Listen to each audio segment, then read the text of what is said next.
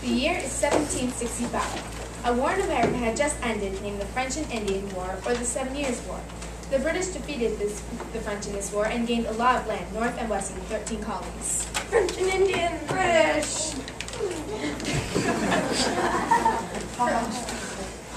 But the bad news is that it left Great Britain in a lot of debt, and they had 10,000 soldiers in colonies stationed there to protect their new landholdings. So George Grenville, the Prime Minister of England, and King George III had come up with a plan. Hi, George. Hi, George. I have a plan. Well, that's good, George, because we do need a plan. I have to think of a plan. I have a plan. Oh, good. What's your plan, George? Well, when the colonists sign any illegal documents or buy any paper goods, like newspaper, books, paper, and cards paper, they will require a stamp. A stamp? A man by the name of Samuel Adams heard that the Stamp Act would take place in November of 1765. A crowd gathers to hear him speak. He has earned himself a reputation as a smart speaker. If we refuse to allow the stamp distributors to do their job, then no one would have to buy a stamp, right? So liberty from the Stamp Act. The way I see it, we are England's sons and daughters, and as England's sons and daughters, we need to free ourselves from this tyrannical act.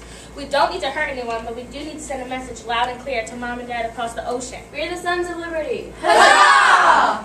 Back in England, Sir, we just got word that rioting is occurring in the colonies. No stamp collector has been able to complete his job. Those rebellious children. I'll teach them a lesson. But sir, the Stamp Act is losing money on our end since we're paying the tax collectors. Messenger, send word to Parliament to repeal the act. But we shall come up with a new plan, or I'm not King George III, the mightiest country in the world. 3 groups of men and boys carrying torches board the ships. Some have stopped long enough to darken their faces with ashen paint so they look like Indians. No one says a word. The people on the wharf were quiet too as they watch. They know that there's no turning back. We won't harm you or your ship, sir. We just ask you to stand aside. I don't have a choice, do I? No, and neither do we. The British have decided for us. The bossy men go to work quickly. They bring up the chests of tea and dump their contents into the harbor.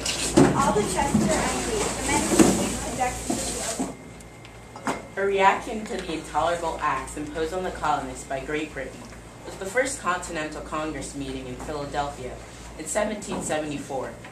John Adams wrote a declaration that would unite the colonies, but it was not the Declaration of Independence. But in his famous words, Patrick Henry united them forever.